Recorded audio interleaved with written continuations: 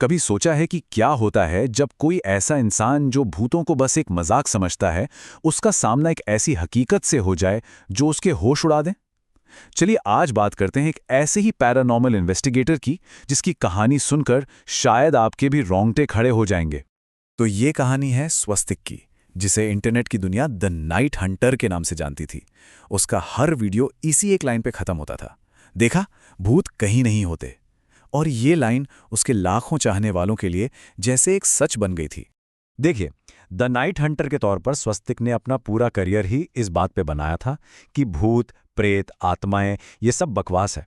उसका काम बड़ा सीधा था, हर डरावनी कहानी के पीछे का सच सामने लाना और ये साबित करना कि असली डर तो बस हमारे दिमाग की उपज है।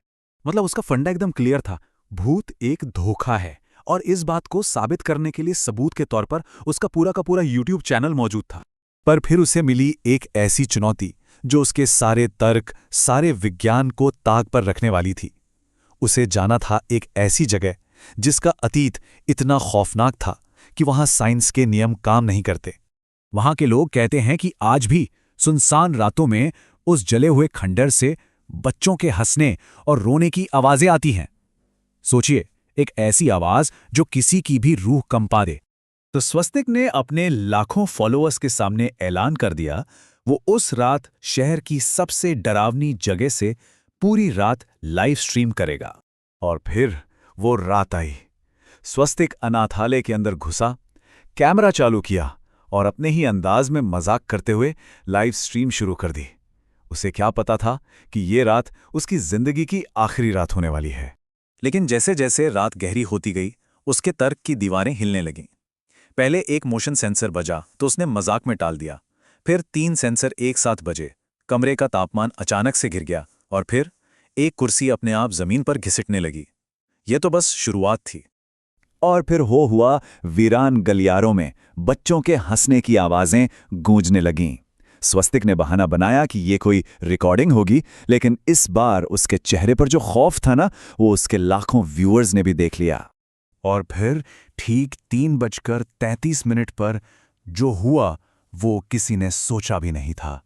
अचानक उसके कैमरे का वीडियो खराब होने लगा और जब स्वस्तिक ने उसे ठीक करने के लिए स्क्रीन पर देखा तो जो नज़ारा सामने था उसने उसके खून को बर्फ बना दिया। कैमरे के मॉनिटर पर ठीक उसके पीछे एक बूढ़ी औरत खड़ी थी। उसने घबराकर पीछे मुड़कर देखा, वहां कोई नहीं था, लेकिन स्क्रीन पर वो डरावनी शक्ल अभी भी मौजूद थी और उसकी आंखों में गुस्सा नहीं, एक अजीब सी चेतावनी थी। और उधर लाइव चैट में तो जैसे तूफान आ गया। लोग पागलों की तरह कमेंट कर रहे थे कि भागो, वो तुम्हारे पीछे है। लेकिन तभी एक कमेंट आता है उसके खुद के ऑफिशियल अकाउंट से। कमेंट में लिखा था, स्वस्तिक तो मर चुका है। इस एक कमेंट ने उसके दिल की धड़कनें रोक दी। और फिर एक और नोटिफिकेशन उसी के अकाउंट से, जिसमें लिखा था, अकाउंट हैक नहीं हुआ है, तू सच में मर गया है। इस संदेश ने उसके दिमाग को सुन्न कर दिया।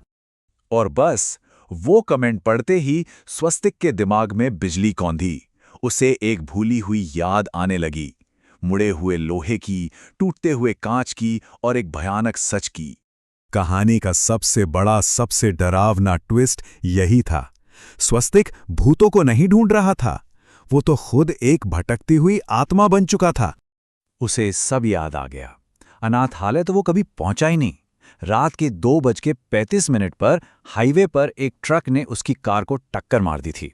ये पूरी जांच, ये लाइव स्ट्रीम, ये सब उसकी आत्मा का अपनी मौत को न मानने का एक खेल था। तभी वो बूढ़ी औरत, जो असल में अनाथालय की केयरटेकर की आत्मा थी, उसके सामने आई और उसने कहा, तुम सच की तलाश में नहीं थे, तुम तो बस सनसनी चाहते थे। और इसी चाहत ने स्वस्तिक को 2 दुनियाओं के बीच फंसा दिया था। उस औरत की आत्मा ने स्वस्तिक की तरफ मदद का हाथ बढ़ाया। जैसे ही स्वस्तिक ने उसका हाथ थामा, कैमरा जमीन पर गिर गया और स्वस्तिक की आत्मा हवा में गायब हो गई।